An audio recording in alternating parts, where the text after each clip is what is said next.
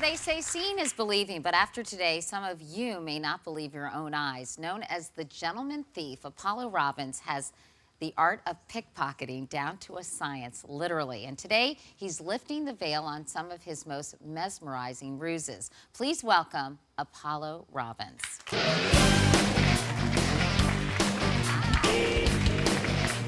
How are you?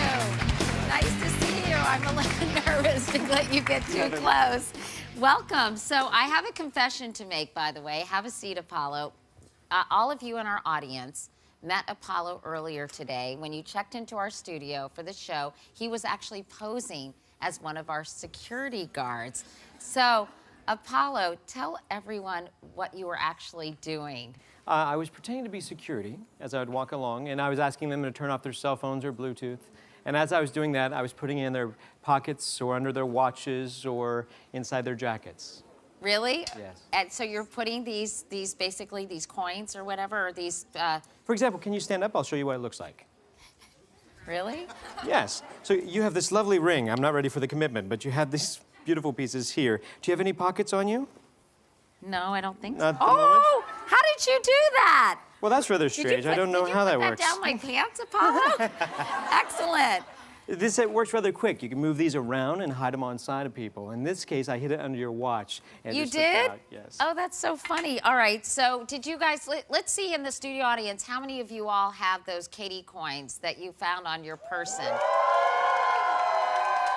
How many realized what was going on while he was doing it? Did anybody realize that he was doing it? So how are you able to do this without people realizing that you're tucking something in their pocket or their purse or under their watch?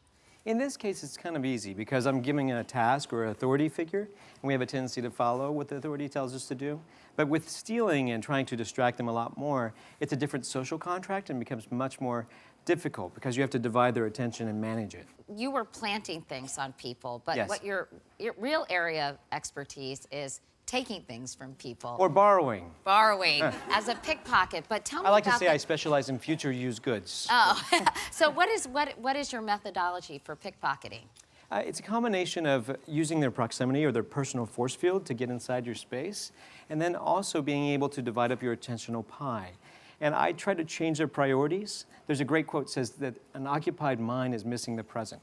And I think that's really what I take advantage of. And I know that your style of pickpocketing is based on magic versus kind of what would be used by a common thief. So how does magic come into play? Well, the magic aspect is that magic traditionally works in a form. It's taking advantage of a system of assumptions that you make about reality. And then I try to play with that reality. Now, in this case, I can use magic as a narrative. If I did a magic trick too. Now, you do magic, don't you? Not really. I heard that you do magic I tricks. have one magic trick that's really kind of lame, but it's But not like a penny I can coming out make of... a penny go out down my head and out my mouth. Can I see it? No. I'll show you later. It's not that good. This same type of thing, though, when you're trying to engage someone with a little story or a narrative, the magic trick becomes misdirection for while I'm stealing for someone. Oh, okay. So I'll tell you the penny trick that I do. Do you have a penny? I have a poker chip. Okay. All right. So basically what I do is I go like this. I have it go down my head, and then I hold it up like this and say, it's not in my hands, it's not in my mouth. And then usually kids like this, and then I go.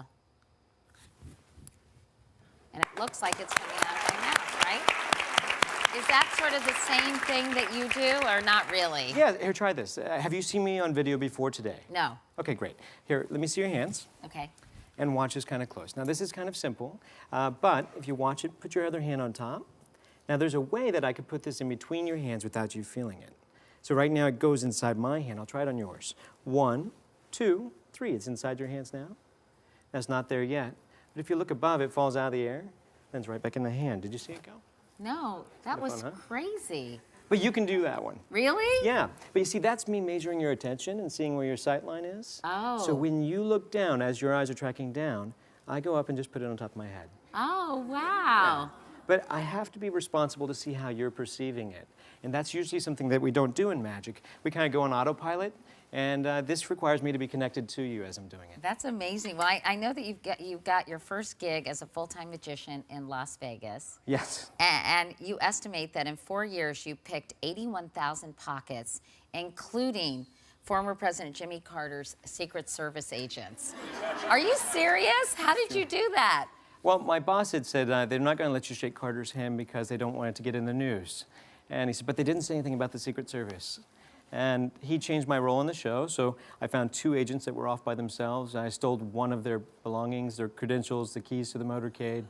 And he didn't want to be the only guy, so he said, you got to do this to the other guys. And you've got Jimmy Carter's itinerary, right? Yes, yes. That is so funny. So is that when law enforcement approached you to help be a consultant, to give them some advice on how to deal with people like you? Yes, it trickled in. And at first it was questions from law enforcement about how different criminal organizations work, Colombian diversion teams, or there's a group called YACS, Yugoslavian, Albanian, Croatian, Serbians, and they use different techniques of how they steal.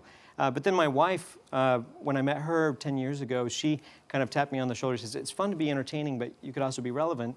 You should look at how this applies to deception and attention as a whole. And she had this study of psychobiology, and she pulled me into the science community, and that changed everything. Wow, it's fascinating. What a crazy life you've had.